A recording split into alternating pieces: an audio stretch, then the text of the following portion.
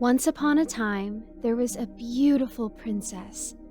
In the day, sometime before dinner, she had had the freedom to leave her castle and run out into the forest to play, so long as she did not get lost and could find her way back. The princess had a favorite toy as well as a favorite spot. The toy was a golden ball which she'd adored for many, many years, and her favorite spot in the forest was a lovely little pond not too far. One day, as she was playing with her golden ball, she had slipped and accidentally dropped the ball into the pond. Distressed, she began crying over her lost trinket. But a nearby frog, who was in love with her, hopped up to her and said, "Princess, I can get your ball back for you." Now, the princess detested frogs and slimy things of the like, but since he had offered to retrieve her treasure, decided to humor him. "Oh, yes, please, would you do that for me?" "I would, but in return, I would like if you would carry me back to the kingdom and let me dine and stay the night with you." The princess hastily agreed, and soon the little frog was diving into the water. He swam all the way down and, despite his size in comparison to the golden ball, was barely able to carry it all the way to the surface. The princess was overjoyed. She picked up the ball, thanked the frog, and started on her way back home. "Wait, princess, you're forgetting something," called the frog, but the princess would not listen to him. She greatly disliked frogs, no matter how well-meaning, and had never had any intentions to fulfill her promise to him. She made it back to the palace with ease. Meanwhile, what was a leisurely stroll for a princess was a long, exhausting hike for a small frog, who had to hop all the way even after he'd swam and carried a heavy object. When he arrived at the castle, it was already dark and everyone was dining inside. He knocked on the door, asking to be let in, that the princess had invited him.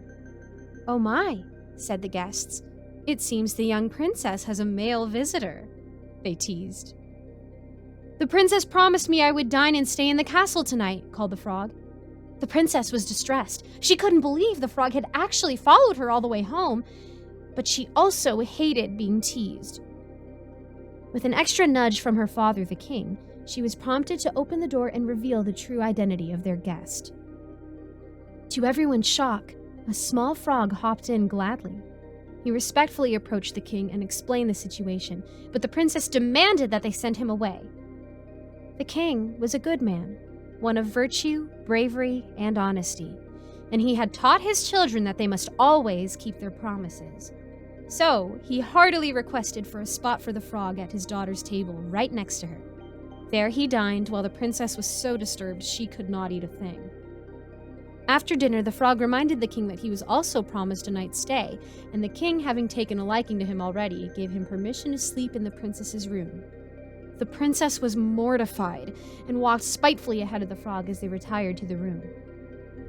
By the time they had gotten there, the princess was so angry at the frog that she picked him up and with all of her might threw him against the wall, killing him. Once she'd seen that he was no longer moving, she immediately regretted it. He had only wanted to be her friend, and she not only feared being banished for not living up to her father's virtues, but was now afraid of who she'd become. However, as she sobbed, her tears of sorrow and regret had landed on that little frog and had magically restored him to his true self, a handsome prince. Feeling a hand on her shoulder, the princess jolted up and was met with a handsome face that had vaguely familiar eyes. "I was the frog you had thrown," he said. "A witch had cursed me to remain a frog for all of my days unless I could have true love's kiss. I was hoping you might be the one to do just that, but it seems there was another means of breaking my curse." After some rekindling, the prince still expressed to the princess that he would very much like to marry her, and she agreed to become his wife. They had fallen in love and were married, and they both lived happily ever after. The end.